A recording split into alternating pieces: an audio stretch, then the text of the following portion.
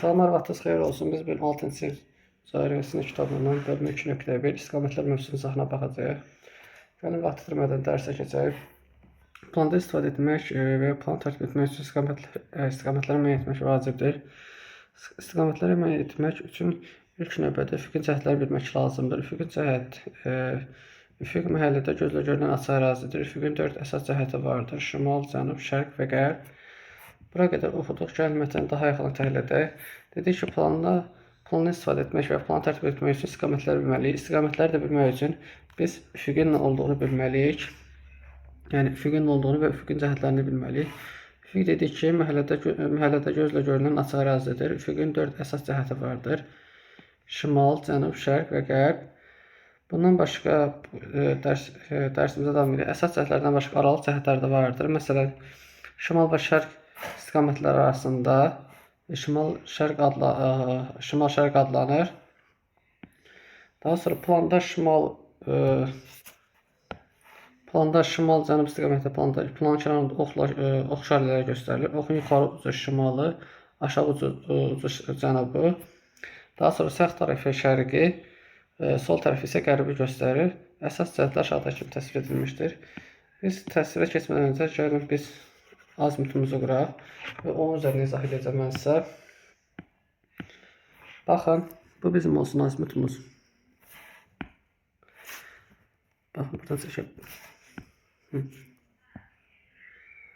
Bu bizim azimutumuz. Baxın, bura yuxarı olacaq şimal. Yuxarı olacaq şimal. Bura olacaq şərq, aşağı olacaq cənub. Baxın, bu tərəfdə olacaq qərb. Şimalın qısaldılmışı baxın belə yazılacaq. Şərqin qısaldılmışı Ş, cənubun qısaldılmışı, qərbin qısaldılmışı isə Q kimi yazılacaq. Dedik ki, yuxarı isə şimalı göstərəcək həmişə, aşağı isə cənubu, sağ tərəf şərqi, sol tərəf isə qərbi göstərəcək. Yəni, bunların da dərəcələrini desək, şimal 0 və 360 dərəcə olacaq. Əgər başlanğıcdan bu tərəfə gediriksə, saat əqrəb istiqamətdə gediriksə 0 dərəcədən başlayacaq və əks istiqamətdə gediriksə 360 dərəcə olacaq.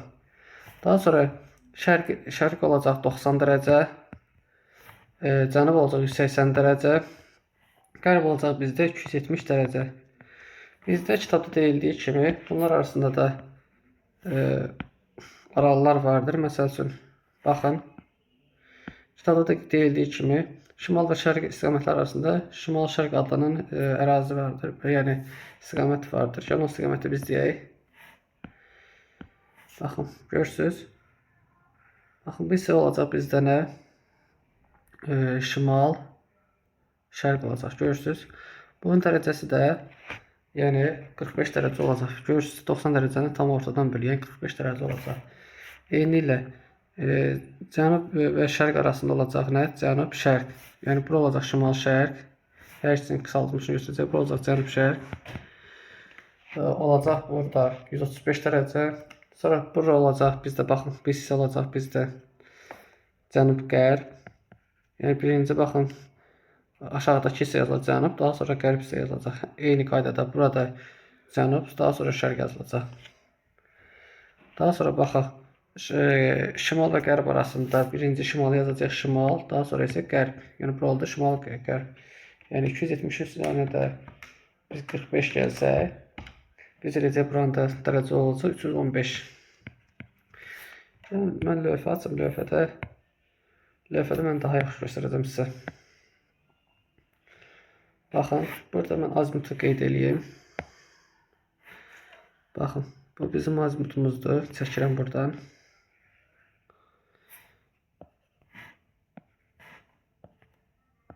Baxın, bura olacaq şimal, bura olacaq cənub, bura olacaq şərq, bura olacaq qərb.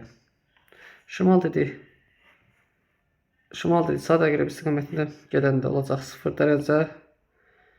Əgər əks istiqamətə gedəcəksə, baxın, tam bura gələndə isə olacaq, şimal istiqamətə gedəndə 0 dərəcədən başlayacaq.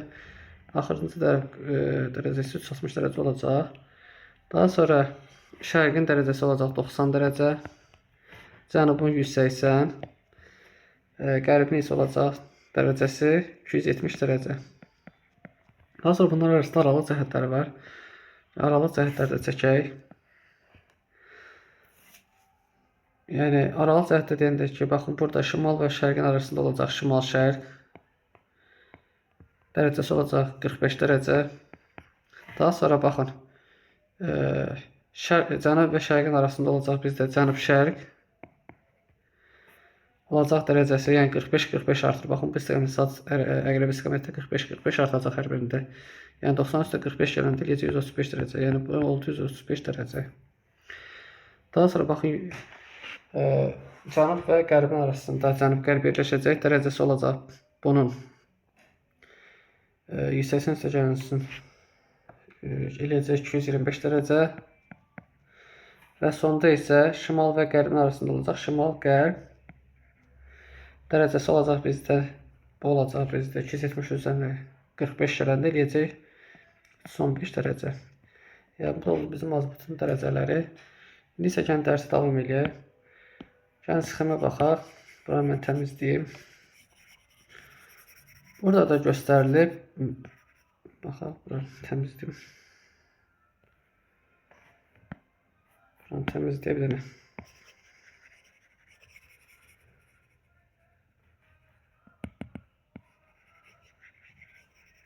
Təmizləndi. Baxın, yuxarı istiqamət şimal, aşağı istiqamət cənub, sağ istiqamət şərqi, sol istiqamət qərbi göstərib. Yəni, elə azimut üzərində göstərsək, baxın, görürsünüz ki, həqiqətən də qərb istiqamət sola düşür. Yəni, bura olacaq şimal, bura olacaq şərq, bura olacaq cənub.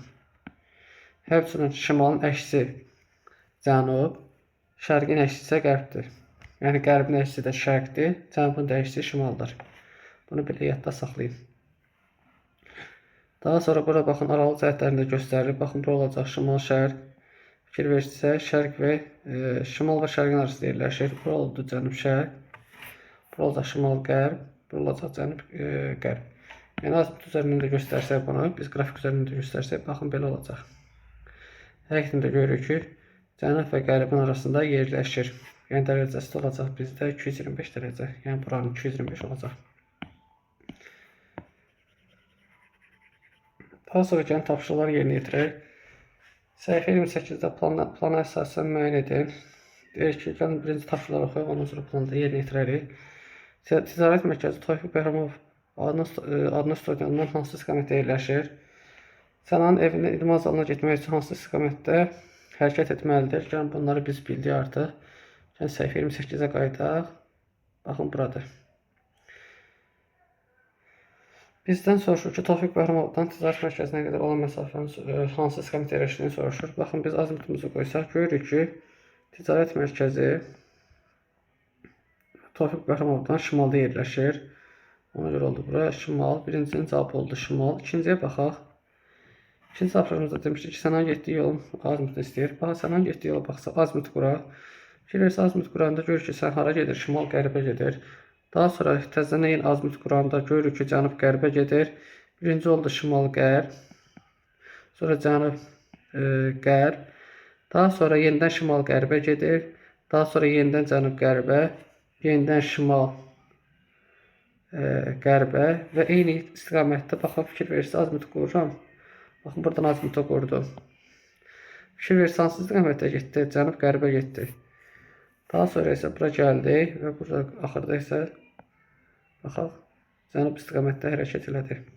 Yəni, birinci getdi şimal-şərq, cənub-qərb, daha sonra şimal-qərb, daha şimal-qərb, daha sonra cənub-qərb, daha sonra şimal-qərb, axırda cənub-qərb, sonunda isə cənuba doğru hərəkət eləmiş oldu.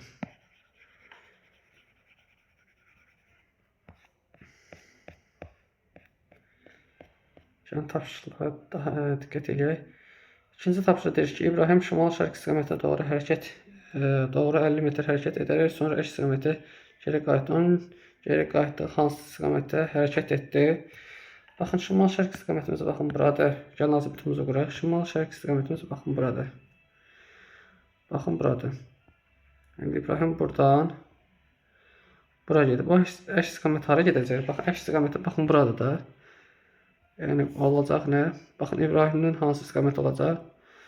Burada da azimutumu qoyuram. Görürəm ki, hansı istiqamətdə qayıtmalıdır? Cənub-qərbə. Yəni, bunu bir mənalı olaraq belə də yadda saxlamaq olar. Baxın, şimalın əksi cənubdur. Cənubun əksi şimaldır. Şərqin əksi qərbdir, qərbin əksi şərqdir. Eyni qaydada şimal-şərqin əksi şimal-şərqin əksi cənub-qərbdir.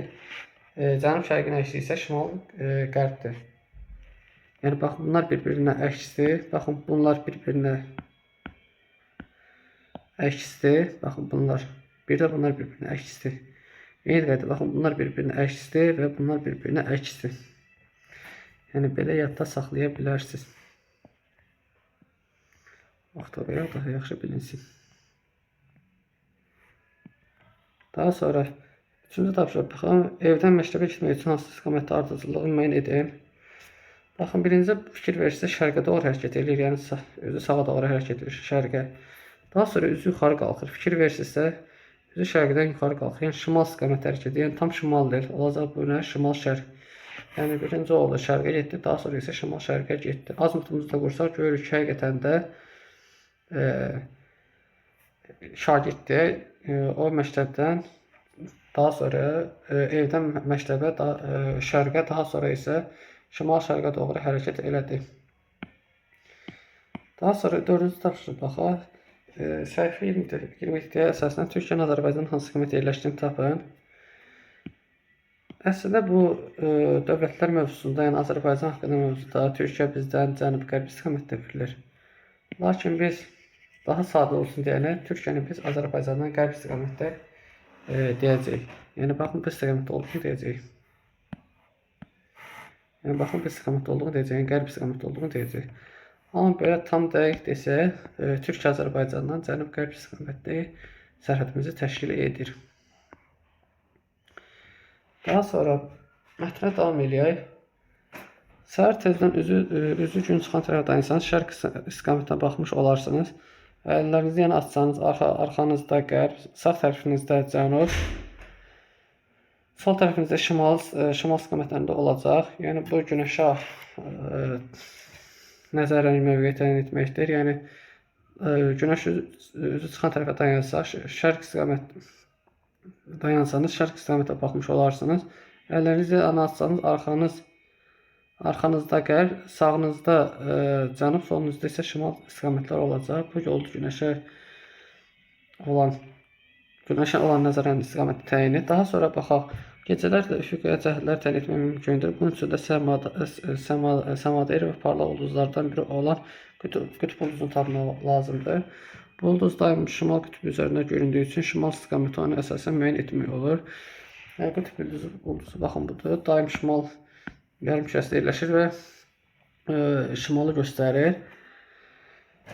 Yəni qütb ulduzunu görsəniz bilin ki, səmadan parlaq ulduz qütb ulduzudur. Onu görsəniz bilin ki, şimal istiqamət baxın oradır. Daha sonra istiqamətlər təyin etmək üçün xüsusi cihazlardan istifadə olunur. Bu xüsusi cihazın adı kompasdır. Rəqəmsal xəritələr və naviqasiya sistemlərinin istiqamətlərində rəqəmsal kompasların köməyi ilə təyin edilir. Yəni dəniz naviqasiyasında sadə kompaslardan deyil də daha mürəkkəb quruluşa malik naviqasiya kompaslarından rəqəmsal kompaslardan istifadə edilir. Kompasda tikinti işlərində, dənizdə, hava nəqliyyatında, geoloji axtarışlar zamanında, alpinizm və turizm sahələrində geniş istifadə olunur. Bu cihaz xüsusi buludlu hava şərtində internet şəbəkəsi olmadığı yerlərdə daha əlverişlidir. Dedik ki, biz bunu harada işlədə bilərik? Əgər internetimiz yoxdursa, əlverişsiz hava şərtində qalmışıqsa, biz kompasdan istifadə edə bilərik. Kompasda dəmir əşya və elektrik xətlərinə yaxın yerlərdə istifadə etmək daha məqsədə uyğun deyil. Yəni dəmir əşyalar və elektrik xətlərinə yaxın yerləşdirsək, kompas əqrəb daim fırlana bilər. Bu da bizi çaşdıra bilər. Bu materiallar kompasın əqrəbinə təsir edir və cəhətləri düzgün göstərməyəcək. Elə mən dediyimi də kitabda təsdiq elədik. İndi isə gəlin tapşırıqlar yerinə kompasda istifadə etməklə məktəbinizin giriş qapısının hansı istiqamətdə olduğunu təyin edin. Bu sizin məktəbinizin giriş qapısının hansı istiqamətdə yerləşdiyini özünüz təyin edə bilərsiniz məktəbdə. Daha sonra 6-cı tapşırıq baxaq.